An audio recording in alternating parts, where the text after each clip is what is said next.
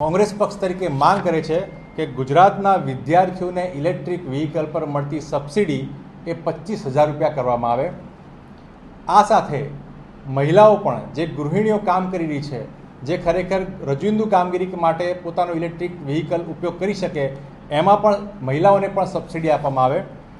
અને ખાસ કરીને જે ઉદ્યોગી કરતા હોય, ઉદ્યોગી વ્યક્તિઓ હોય, એને કોમર્શિયલ વ્હીકલોમાં પણ સબસિડી આપવામાં આવે।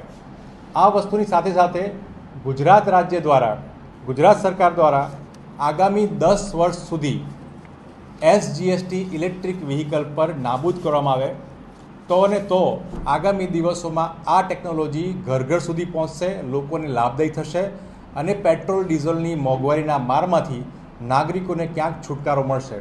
જો આ પ્રકારની કામગીરી આગામી દિવસોમાં નીતિગત નિર્ણય લઈને કામગીરી કરશે તો લોકોને લાભ મળે અને ઇલેક્ટ્રિક વ્હીકલનું ઇન્ફ્રાસ્ટ્રક્ચર અમદાવાદ અને સમગ્ર ગુજરાતમાં જોવા મળે અને જે 17મા અને 18મા ક્રમાંકે અત્યારે ઇલેક્ટ્રિક વ્હીકલમાં ગુજરાત આવી રહ્યું છે એ અવ્વલ દરજ્જે કે પહેલા નંબર પર આવી શકે છે।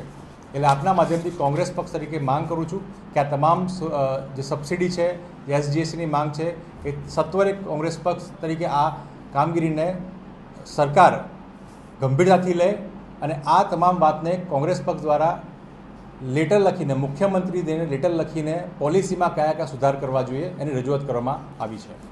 ત્યારે પ્રધાનમંત્રી દ્વારા ઘણી બધી સૂચનાઓ આપવામાં આવી છે, જેમાં ખાસ કરીને પેટ્રોલ ડીઝલનો ઉપયોગ ઘટાડવો અને ઇલેક્ટ્રિક વ્હીકલોનો ઉપયોગ કરવો, આ સૂચનાઓ સમગ્ર દેશવાસીઓને આપવામાં આવી છે। ત્યારે સરકારના પોતાના આંકડા એવું કહે કે ગુજરાત ઇલેક્ટ્રિક વ્હીકલ મોબિલિટી ઇન્ડેક્સમાં સમગ્ર ભારત દેશમાં 16મા ક્રમાંકે છે।